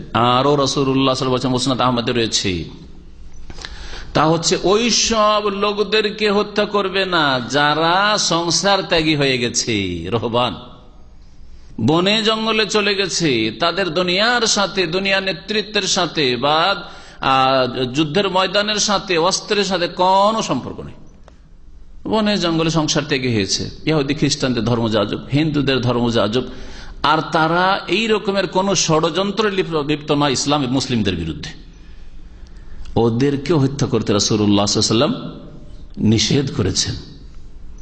কারণ অপরাধের সাথে তাদের কোনো সম্পর্ক নেই। তবে বন জঙ্গলে বসে আছে সাধু সন্ন্যাসী, হ্যাঁ, আর ওখান থেকে নেতৃত্ব দিচ্ছে যে তোমরা এইভাবে করো, কমান্ড করছে সেখান থেকে, এইভাবে করো, এইভাবে মুসলিমদের ক্ষতি করো, মুসলিমদেরকে এইভাবে পরাজিত করা যেতে পারে, তাহলে হত্যা করা যাবে। এই কয়েকটি বিষয় মনে রাখবেন, যা অতিরিক্ত অন্য অন্য হাদিসে রয়েছে, এখানে সংযোজন করলাম। আল্লাহ রাব্বুল আলামিন মুসলিমদেরকে যেন সম্মানিত করেন, শক্তিশালী করেন, এবং আল্লাহ রাব্বুল আলামিনের দিনকে পুরোপুরি পালন করার তৌফিক দান করেন। ওয়াইদা লাকিতা আদুওয়াকা মিনাল মুশরিকিন, যখন তুমি সম্মুখীন হবে মুশরিকদের মধ্য থেকে তোমার শত্রু বলে দেওয়া হলো, শুধু মুশরিক বলা হলো না, কেন? ওয়াইদা লাকিতা আহাদা মিনাল মুশরিকিন এরকম বলা, আদুওয়াকা, তার মানে মুশরিক যে বহুত্ববাদী, পৌত্তলিক, যে আল্লাহর সাথে শিরক করে, সে তোমার দুশ্মন। তুমি তাকে দুশ্মন ভাবো আর না ভাবো, তার দুশ্মনী, শত্রুতা সম্পর্কে টের পাও আর না পাও, তোমার সেটা শত্রু। হে মুসলিম, তোমার শত্রু। এই জন্য সূরা মুমতাহানার প্রথম আয়াতে রয়েছে, ইয়া আইয়ুহাল্লাযীনা আমানু লা তাত্তাখিযু আদুওয়ি ওয়া আদুওয়াকুম আউলিয়া, হে ঈমানদার লোকেরা, তোমরা আমার শত্রুকে, লা তাত্তাখিযু আদুওয়ি, আল্লাহ বলছেন আমার শত্রু ওর আগে। কাফের মুশরিকরা, নাস্তিক, মুনাফিক, মুশরিক, বহুত্ববাদী, এরা হচ্ছে রাসূলুল্লাহ সাল্লাল্লাহু আলাইহি ওয়াসাল্লামের অস্বীকারী, রাসূলুল্লাহ সাল্লাল্লাহু আলাইহি ওয়াসাল্লাম অবমাননাকারী, ইসলামের বিরুদ্ধে ষড়যন্ত্রকারী, এরা হচ্ছে আল্লাহর শত্রু 1 নম্বরে, ওয়া আদুওয়াকুম 2 নম্বরে তোমাদের শত্রু। আল্লাহর শত্রু সেই জন্য তোমাদের শত্রু। আল্লাহর সাথে শত্রুতা না থাকলে মুসলিমদের শত্রু হইতো না, কারণ মুসলিমদের সাথে তাদের ঘর সংসার নিয়ে শত্রুতা নয়, টাকা পয়সা নিয়ে শত্রুতা নয়, জি, আকীদার বিষয় নিয়ে শত্রুতা, দিন নিয়ে, হক এবং বাতিলের দ্বন্দ্ব এটা। সুতরাং আল্লাহর শত্রু প্রথম তারা, তারপরে তারা তোমাদের শত্রু। লা তাত্তাখিযু আদুওয়ি ওয়া আদুওয়াকুম আউলিয়া, তোমরা আমার শত্রু আর তোমাদের শত্রু দুশমনদেরকে বন্ধু রূপে গ্রহণ করিও না, পৃষ্ঠপোষক মনে করিও না। তুলকুনা ইলাইহিম বিল মাওয়াদ্দা, তাদের দিকে তোমরা ভালোবাসার হাত বাড়াচ্ছ, যে এদের সাথে সম্প্রীতি থাকলে, এদের সাথে একটু কনসিডার করলে, এদেরকে ভালোবাসলে, এদেরকে একটু উঁচা চেয়ার দিলে এরা আমাদের সাথে ভালো আচরণ করবে না। ওয়াকাদ কাফারু বিমা জাআকুম মিনাল হক, অথচ তোমাদের কাছে যে সত্য আগমন করেছে আল কোরআন, তা অস্বীকার করেছে তারা, রাসূলকে অস্বীকার করেছে, তাওহীদকে অস্বীকার করেছে। লম্বা আয়াত। নবী করিম সাল্লাল্লাহু আলাইহি ওয়াসাল্লাম বলছেন যে মুশরিকদের মধ্য থেকে তোমার কোন শত্রুর যখন তুমি সম্মুখীন হবে, ফাদউহুম ইলা সালাসি খিলালিন আও খিসালিন, বর্ণনাকারী সন্দেহ, খেলাল আর খেসাল একই অর্থে, কাজ, আদর্শ, নীতি, তিনটি কাজের একটি, ফাদউহুম ইলা সালাসি খিলালিন, তিনটি কাজের দিকে আহ্বান করবে, এক এক করে তিনটি কাজের দিকে বা তিনটি বিষয়ের দিকে তাদেরকে আহ্বান করবে। ফাআইয়াতুহুন্না মা আজাবুক, এই তিনটির মধ্যে যেই একটি মেনে নিবে, ফাকবাল মিনহুম, তাদের থেকে গ্রহণ করো। তিনটার একটা যদি মেনে নেই অসুবিধা নেই, কোনটা মানতে চাও এক এক করে ধারাবাহিক পেশ করো। সুম্মা দুহুম ইলা তাহাওয়াল মিন দারিহিম ইলা, তার আগে বলছেন ফাকবাল মিনহুম, তার এই তিনটি যে প্রস্তাব পেশ করবে তাদের সামনে, তার যেটা তারা কবুল করে নেয় সেটাই তোমরা মেনে নেবে, ফাকবাল মিনহুম। ওয়া কুফফা আনহুম, এবং তাদের থেকে তোমরা হাত গুটিয়ে নাও, আর তাদের সাথে লড়াই লিপ্ত হও না।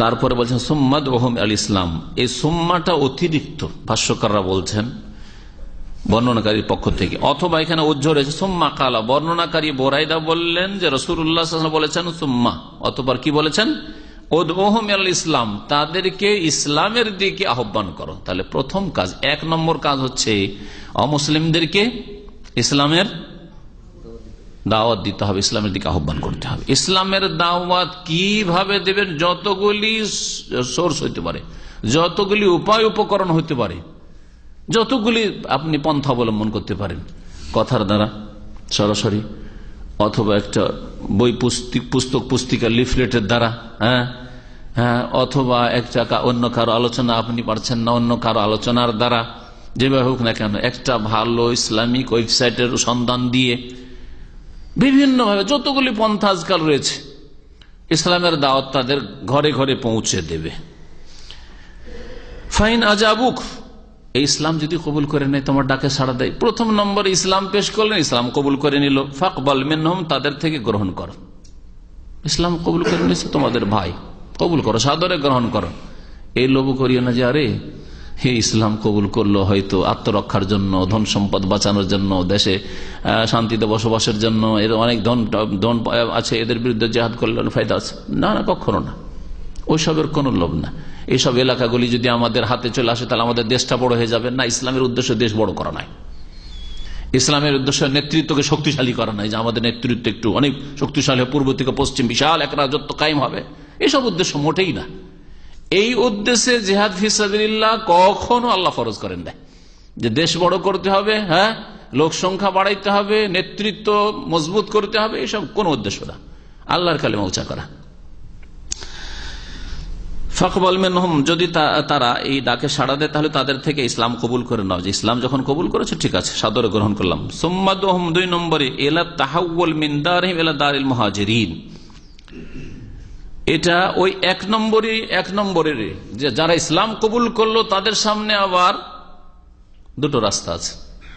এক হচ্ছে যখন ইসলাম কবুল করলো আর অমুসলিম এলাকায়, অমুসলিম দেশে বসবাস করছে, কাফের দেশে বসবাস করছে, বলো হিজরত করে আসো, আমাদের সাথে সহযোগিতা করার জন্য হিজরত করতে হবে। নবী করিম সাল্লাল্লাহু আলাইহি ওয়াসাল্লাম যখন মদিনা আসলেন আর এসে ইসলামের দাওয়াত বিভিন্ন এলাকায় দেওয়া শুরু করলেন, তখন মদিনায় হিজরত করা ফরজ ছিল। বেদুইন এলাকায় কেউ বসবাস করে, ধরেন আজকালকার এম্বু এলাকায়, জোহফা এলাকায়, নাজদ এলাকায়, কাসিম, রিয়াজ এলাকায়, বাহরাইন যেটাকে বলা হয়তো আগের যুগে আল-আহসা, হ্যাঁ এই এলাকা, এইসব এলাকায় বসবাস করে। তাহলে এদেরকে ইসলামের দাওয়াত পৌঁছে দেওয়ার পরে হুকুম ছিল ইসলাম যদি কবুল করে নাই তখন তাদের সামনে পেশ করে যে এখন তোমাদেরকে নিজের এলাকা যেখানে কুফরি শক্তিশালী হয়ে আছে ওখান থেকে হিজরত করে কোথায় আসো, দারুল ইসলাম মদিনায় চলে আসো। কারণ মদিনায় থাকলে ইসলাম পুরোপুরি পালনের সাথে সাথে রাসূলুল্লাহ সাল্লাল্লাহু আলাইহি ওয়াসাল্লামের সাথ দিতে পারবে, সহযোগিতা করতে পারবে। জিহাদ ফি সাবিলিল্লাহর হুকুম হলে সাথে সাথে বের হইতে পারবে, কিন্তু এখান থেকে কি করে পৌঁছিবে? আরে জিহাদের ঘোষণা হইলো, বদর, ওহদের, খৈবরের, আর তোমার পৌঁছিতে শেষ সবকিছু, 15 দিন 20 দিন লেগে গেল, তো কাজ হবে না। তো এজন্য হিজরত করা ফরজ ছিল। মক্কা বিজয়ের পূর্বে মদিনা মুনাওয়ারায় যারা কাফের ইসলাম গ্রহণ করত তাদের জন্য, নিউ মুসলিমদের জন্য হিজরত করা ফরজ ছিল। মক্কা থেকে এমনকি হিজরত করা ফরজ ছিল। হিজরত করতে পারবে আর হিজরত করবে না, থেকে যাবে কাবিরা গুনাহ, তার ইমানে সন্দেহ রয়েছে, তার মধ্যে কপটতা রয়েছে, কেন হিজরত করতে চাই না। মক্কা বিজয়ের পরে রাসূলুল্লাহ সাল্লাল্লাহু আলাইহি ওয়াসাল্লাম হিজরত বাদাল ফাতহ, মক্কা বিজয়ের পরে আর মক্কা থেকে হিজরত করা লাগবে না। মক্কাতে থাকলে সেটা দারুল ইসলাম, ইসলামিক স্টেট। কিন্তু মক্কা বিজয় পর্যন্ত 8ম হিজরি পর্যন্ত মক্কা থেকে মদিনা হিজরত করা ফরজ ছিল। বলছেন নবী করিম সাল্লাল্লাহু আলাইহি ওয়াসাল্লাম সুম্মা দুহুম ইলা তাহাওউল মিন দারিহিম ইলা দারিল মুহাজিরিন, অতঃপর তাদেরকে আহ্বান করো স্থানান্তরিত হওয়ার জন্য তাদের ঘরবাড়ি থেকে ইলা দারিল মুহাজিরিন, হিজরতকারীদের শহর পর্যন্ত বা শহরের দিকে, মানে মদিনায়। আচ্ছা, তখন না হয় মদিনা, এখন যদি ওই রকমই কোথাও ইসলাম প্রতিষ্ঠিত হয় পুরোপুরি রাষ্ট্রীয় ক্ষেত্রে, তখন অন্যান্য এলাকার লোকেরা যারা ইসলাম গ্রহণ করবে তাদের বলা হবে যে ইসলামকে শক্তিশালী করার জন্য আমাদের সাথ দেওয়ার জন্য হিজরত করে আসো দারুল কুফর থেকে। যদি হিজরত করে না আসতে চাই তখন কি হবে? বলছেন নবী করিম সাল্লাল্লাহু আলাইহি ওয়াসাল্লাম, ওয়া আখবিরহুম, তাদেরকে জানিয়ে দাও, আন্নাহুম ইন ফাআলু যালিকা, যদি হিজরত করে তারা চলে আসে তাহলে তারা দুনিয়ার সুযোগ সুবিধাগুলি পাবে। যেমন তারা সহযোগিতা করবে তেমন দুনিয়ার সুযোগ সুবিধাগুলি পাবে, যেমন মুহাজিরিনরা পায়। মুহাজিরিনদের যেমন হক রয়েছে গনিমতে, ফায়ে, এসব ধন সম্পদে, বাইতুল মালে বিশেষ তাদের হক রয়েছে। আল্লাহ পাক যে সব ভাগের কথা কোরআনে কারীমে উল্লেখ করেছেন, সূরা আনফালে রয়েছে, অন্যান্য সূরা হাশর রয়েছে। তারা যদি হিজরত করে চলে আসে, ফালাহুম মালিল মুহাজিরিন, তাদের জন্য তাই সুযোগ সুবিধা রয়েছে যা মুহাজিরিন অন্যান্য হিজরতকারীদের জন্য রয়েছে। ওয়া আলাইহিম মা আলাল মুহাজিরিন, আর তাদের উপর সেই সব দায়িত্ব রয়েছে হিজরত করে আসলে যা মুহাজিরিনদের দায়িত্ব রয়েছে। ওখানে আসলে যেমন মিষ্টি মিষ্টি কিছু পাবে, তখন কিছু তিতা তিতাও বরণ করতে হবে।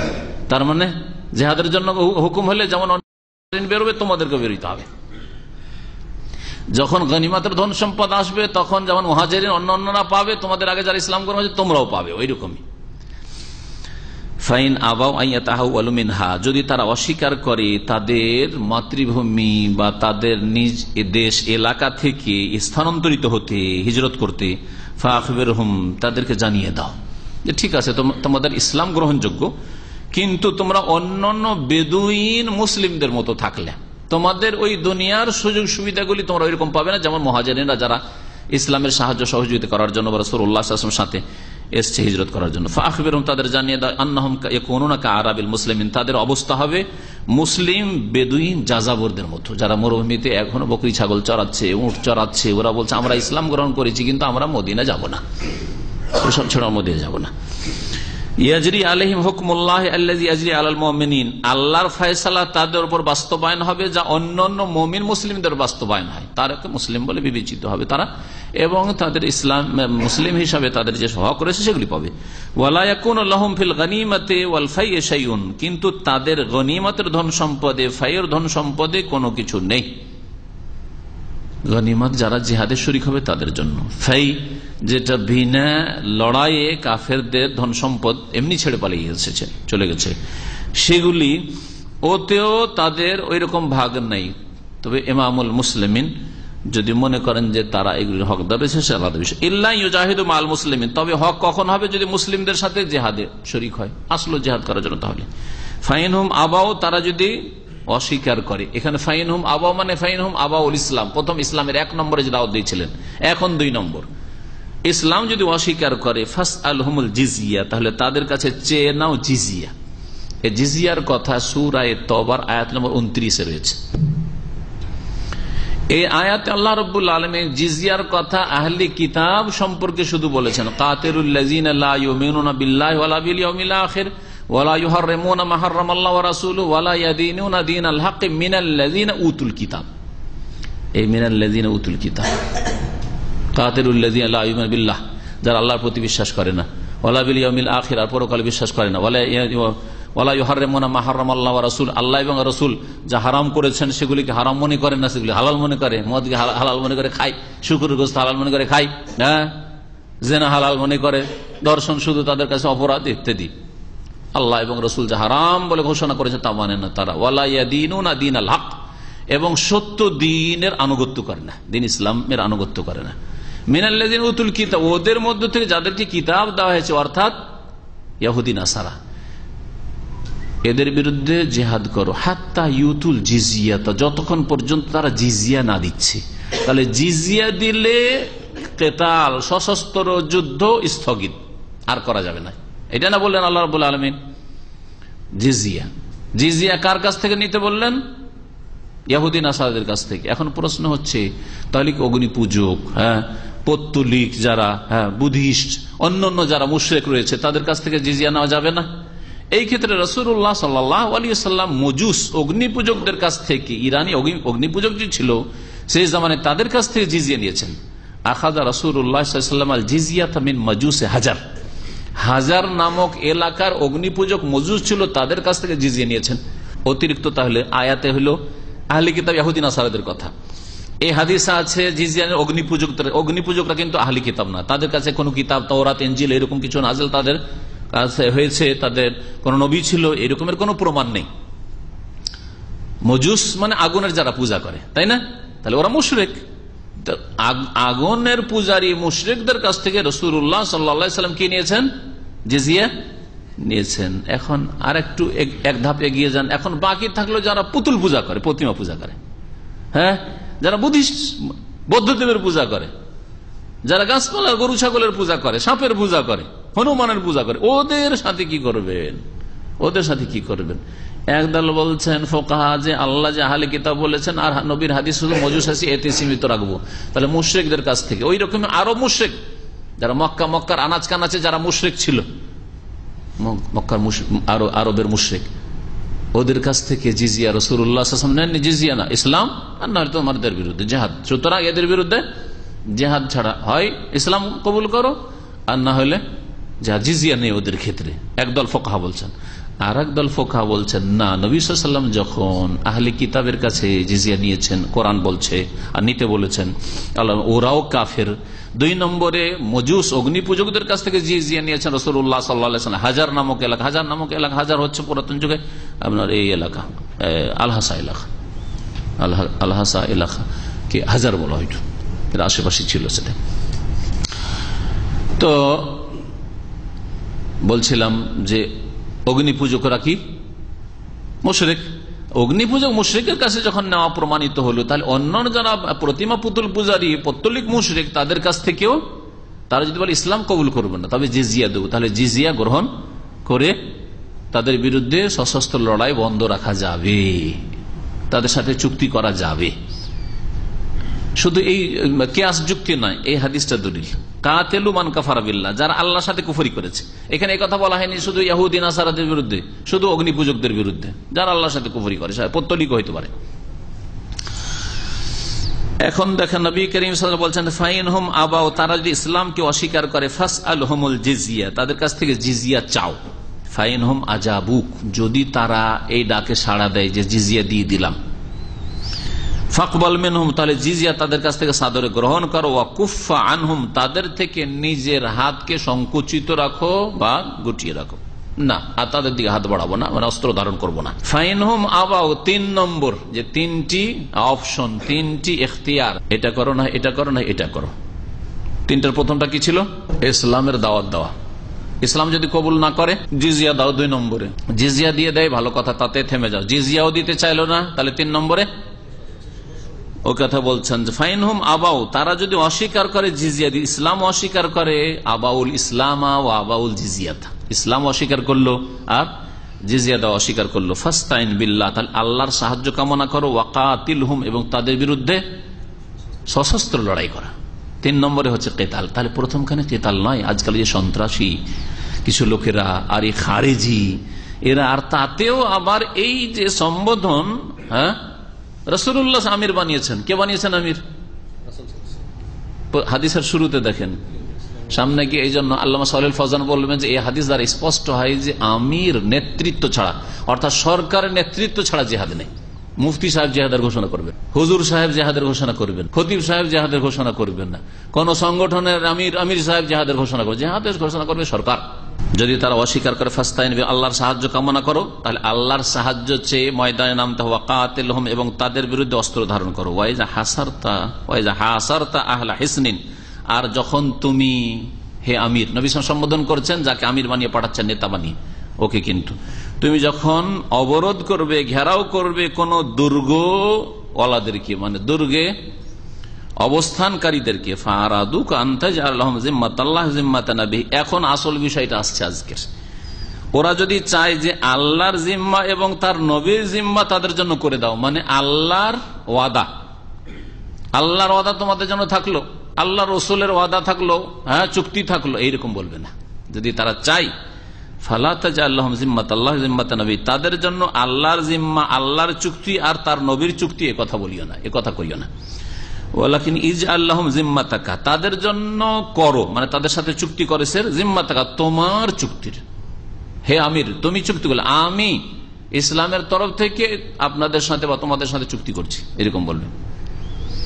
আল্লাহর চুক্তি হচ্ছে, রসুলের চুক্তি হচ্ছে তোমাদের সাথে, এরকম কথা বলবে না, এতে বেয়াদবি হবে। যদি এতে কোন রকমের ত্রুটি করে ফেলো তাহলে।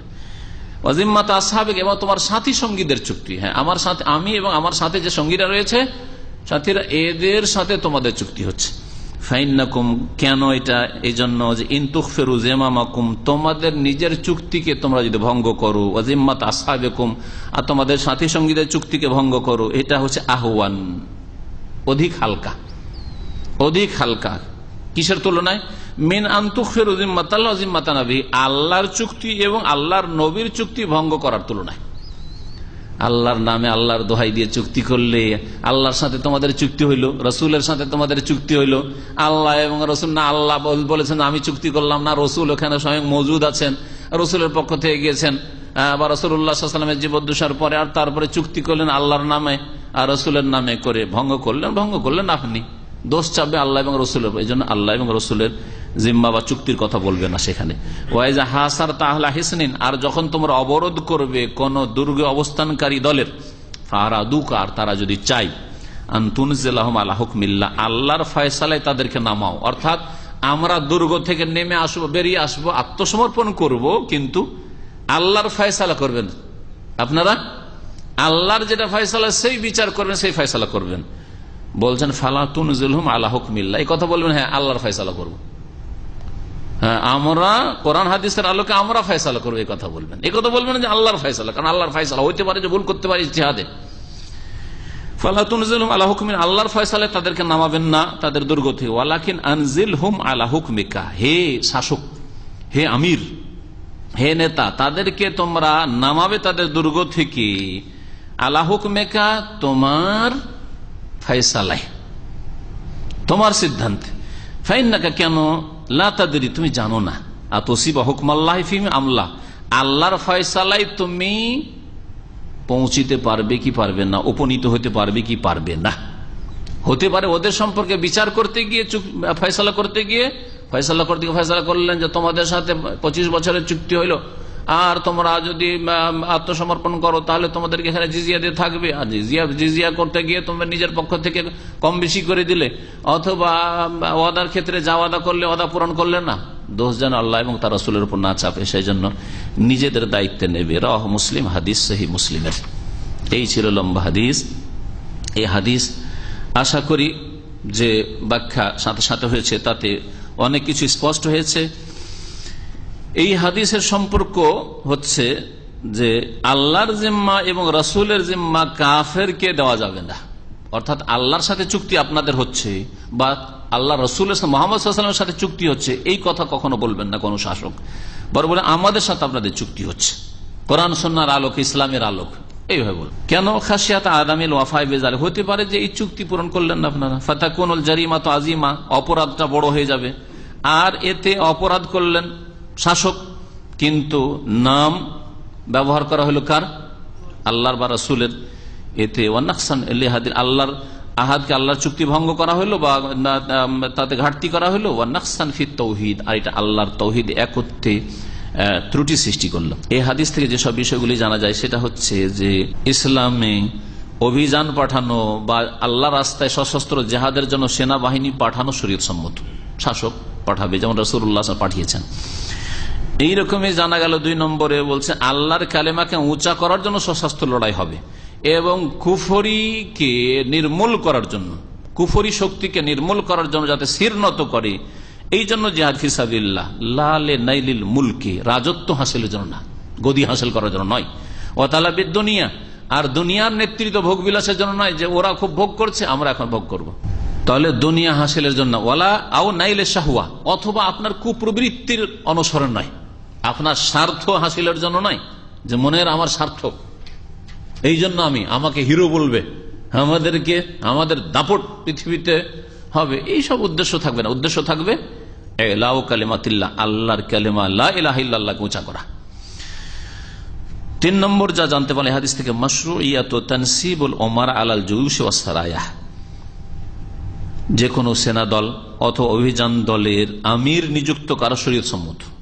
যখন সেনা দল পাঠাবেন অথবা কোন অভিযান পাঠাবেন কোন দায়িত্ব দিয়ে, আন্নাহু ইউশরাউ লিওয়ালিল আমরি আন ইউসিয়াল কুওয়াত ওয়া ইউওয়াদ্দিহু লাহুমুল খুত্তা আল্লাতী ইয়াসিরুনা আলাইহি ফি জিহাদিম, সরকার ওলি আমর, যে দেশের শাসক, তার জন্য শরীয়তের বিধান হচ্ছে যে যারা দেশের কমান্ডার হবে, নেতা হবে, রণক্ষেত্রে যারা নেতৃত্ব দেবে তাদেরকে উপদেশ দেবে এবং তাদেরকে যে পরিকল্পনা রয়েছে, প্ল্যান রয়েছে, তা স্পষ্ট তাদের সামনে করে দেবে যে আমাদের প্ল্যানিং কি, আমাদের পরিকল্পনা কি, আমরা কিভাবে কি করব। যেমন আদব কায়দাগুলি বলা হচ্ছে, কার বিরুদ্ধে অস্ত্র ধারণ করবে, কার বিরুদ্ধে করবে না, আর এই ক্ষেত্রে কি কি কি কাজগুলি তোমরা করতে পারবে, কি কাজ করতে পারবেন না। যেমন আলোচনাতে আসলো যে অঙ্গ প্রত্যঙ্গ নষ্ট করবে না, কাটবে না, তারপরে তোমরা শিশুদেরকে হত্যা করবে না, বুড়োদেরকে হত্যা করবে না, ইত্যাদি ইত্যাদি আসলো, মহিলাদেরকে হত্যা করবে না। তারপরে 5 নম্বরে বলছেন আন্নাল জিহাদ ইয়াকুনু বিইজনি ওয়ালিল আমরি ওয়া তানফিজিহি, জিহাদ সশস্ত্র লড়াই হবে শাসকের অনুমতি করবে, শাসকের অনুমতি করবে, শাসকের বিনা অনুমতি দেশের সরকার চাই না। আর বেরিয়ে গেলেন একটা দল। আজকাল অধিকাংশ মুসলিম দেশগুলিতে এই যে খারিজিরা বেরোচ্ছে, এইরকম শাসক চাই না, শাসকের বিরুদ্ধে বেরিয়ে গেছে। বেরিয়ে গিয়ে হইল কি, আরে যাদের বিরুদ্ধে বেরিয়ে গেছে ওদের চাইতে বড় শত্রু তাদের শাসকরা হয়ে পড়লো। এই গুমরাহির কারণে ওই কয়েকজন শুধু ক্ষতিগ্রস্ত হলো না, ইসলামের ক্ষতি করলো। এই জালেম শাসকগুলো তখন লেলিয়ে দিল ইসলামপন্থীদের বিরুদ্ধে। এখন ওরা তো আর বুঝছেন না, তখন ইসলামের কিছু লেভেল টেবেল পেলেই সন্দেহ করা শুরু করলো, দাড়ি পেলেই সন্দেহ করা শুরু করলো তখন। তো এই হচ্ছে বর্তমান অবস্থা, যার ফলে শরীয়তে একটি বিধান 1400 বছর থেকে চলে আসছে, বিনা সরকারের অনুমতিতে, খলিফার অনুমতি, সে খলিফাই হোক আর খেলাফত শেষ হয়ে যাওয়ার পরে যে কোনো নামে হোক, রাষ্ট্রপতির নামে হোক আর বাদশার নামে হোক আর আপনার কি বলছে প্রধানমন্ত্রীর নামে হোক, শাসকের বিনা অনুমতিতে জিহাদ নেই। সহিহ বুখারীতে একটি হাদিস রয়েছে, এই হাদিসও রয়েছে নবী কারীম সাল্লাল্লাহু আলাইহি ওয়াসাল্লাম অনুমতিতে সাহাবীরা বেরিয়েছেন। এতে দলিল আছে, কিন্তু আরো স্পষ্ট দলিল রয়েছে সহিহ বুখারীতে, ইন্নামাল ইমামু জুন্নাহ, ইমাম দেশের শাসক হচ্ছে ঢাল স্বরূপ, বর্ম স্বরূপ, প্রতিরক্ষা, ডিফেন্স। তাদের নেতৃত্বে লড়াই করতে হবে, তাহলে কখনো ফিরে আসলে জায়গা পাওয়া যাবে, আর নাহলে ফিরে আসার উপায় নেই। বেকুবেরা করছে কি, অন্য দেশে গিয়ে যাওয়ার পরে পাসপোর্টটাকে পুড়িয়ে দিয়ে আর ফিরবই না। ইসলাম এই তরিকা কোথায় আছে? 6 নম্বরে বলছেন মাশরুইয়াতুদ দাওয়া ইলাল ইসলাম ক্বাবলা কিতাল, যুদ্ধ শুরু করার আগে ইসলামের দিকে দাওয়াত দিতে হবে। এমনকি জিহাদের ময়দানে শুরু হতে তার আগে একবার লাস্ট চান্স দিয়ে দিবেন তাদেরকে, যে দেখো এখন আবার বলে দিচ্ছি, আগে তো ইসলামের দাওয়াত পৌঁছিয়েছেন, তারপরে ওই এলাকায় গেছেন, কিন্তু তারপরে ওখানে গিয়েও একটা সুযোগ দেবেন যে এখনো তোমাদেরকে সুযোগ দিচ্ছি, ইসলাম কবুল করো, আসলেম তাসলাম। আর ইসলাম যদি কবুল না করো, জিজিয়া কবুল করো, জিজিয়াও যদি কবুল না করো তাহলে প্রস্তুত। 7 নম্বরে মাশরুইয়াতু আখযিল জিজিয়া মিন জামিল কুফফার, এই হাদিস দ্বারা জানা গেল যে সমস্ত রকমের কাফের থেকে জিজিয়া নেওয়া যাবে।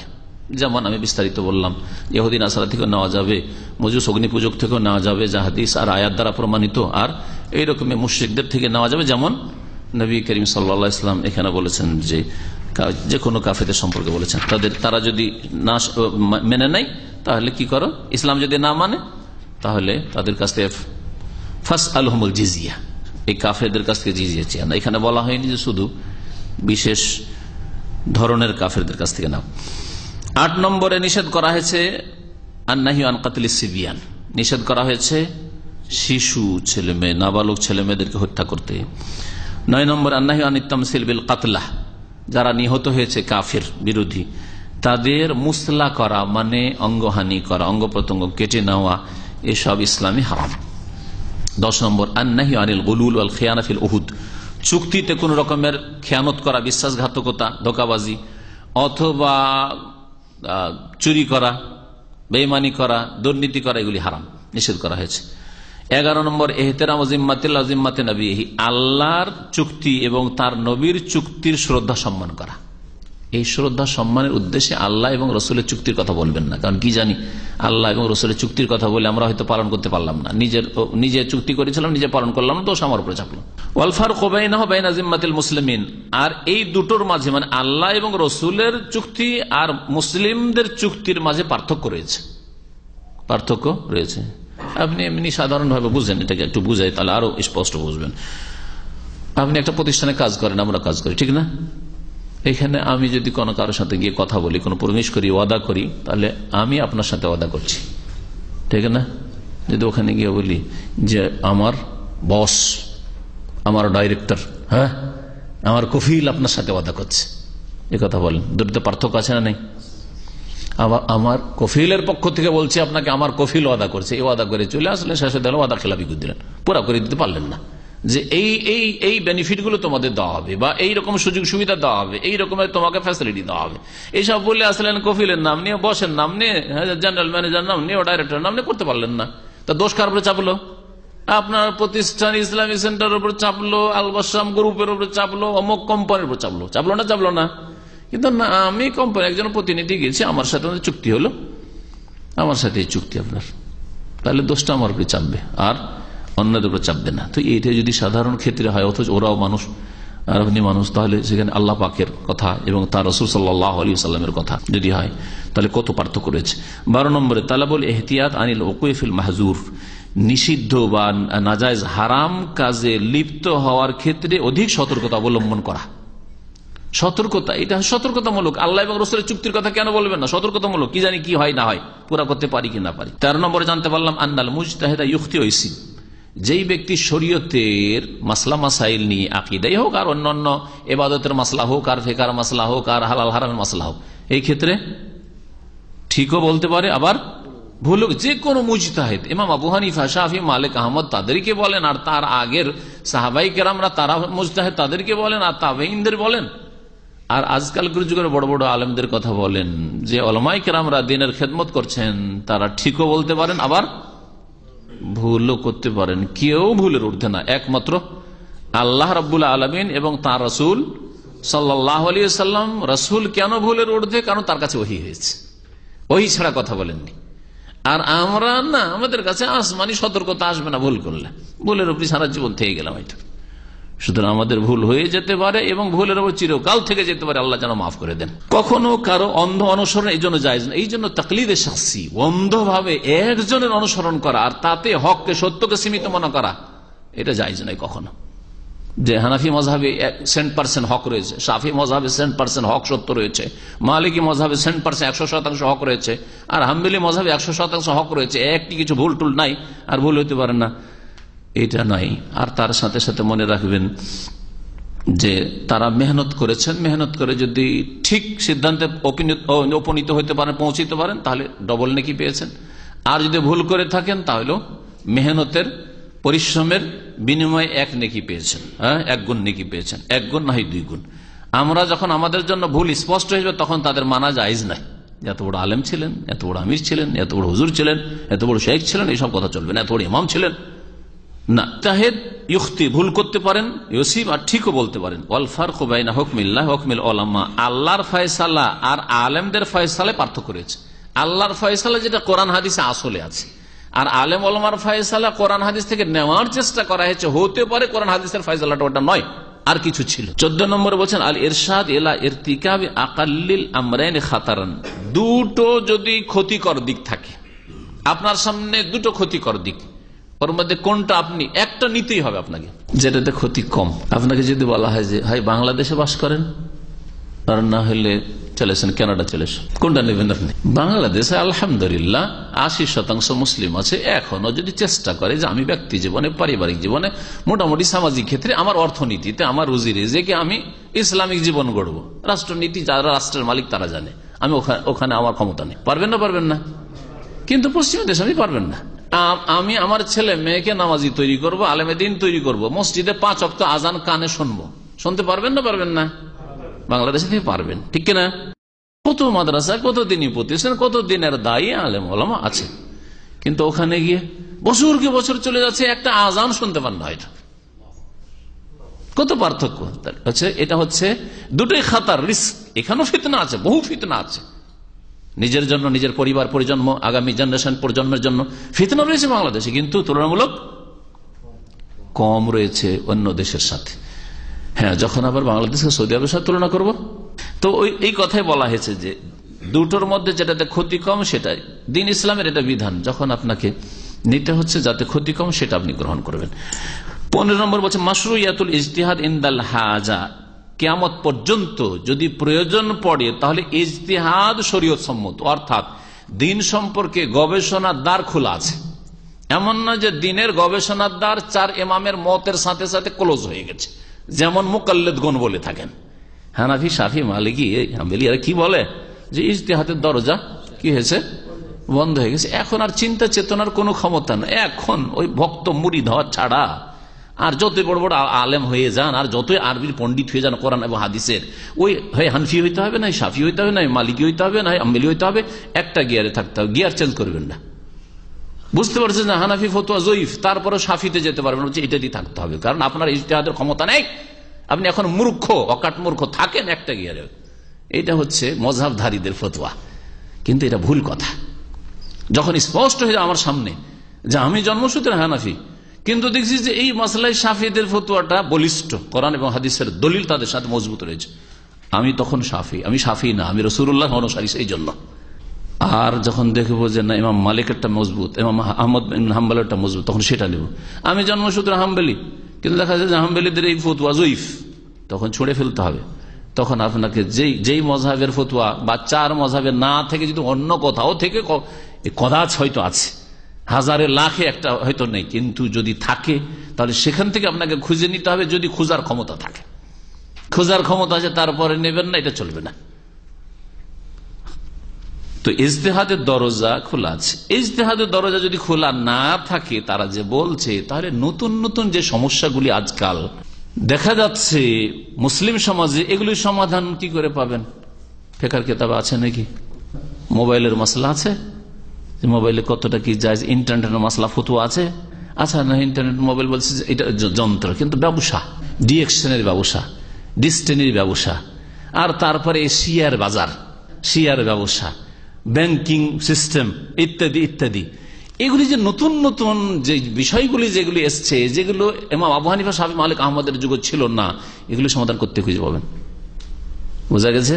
তাহলে বোঝা গেল যে ইজতিহাদের দরজা খোলা আছে, কিন্তু ইজতিহাদ কে করবে 3 হরফ পড়ে নাই, আরবি বুঝে না। আমি এর আগে অনেকবার সতর্ক করেছি ফতোয়া সম্পর্কে, এই জন্য একটা আমার আরবি বুঝে না, উর্দু পড়া মৌলভী সাহেব, আর না হলে আরবি উর্দু কিছু বাংলা পড়ে কয়েকটা হাদিস পড়েছে, বুখারী পড়ে, মুসলিম পড়ে, বাংলা পড়েছে, পড়ে ফতোয়া দেওয়া শুরু করেছে, হাফেজে কোরআন আর মুফতি সাহেব সেজেছে।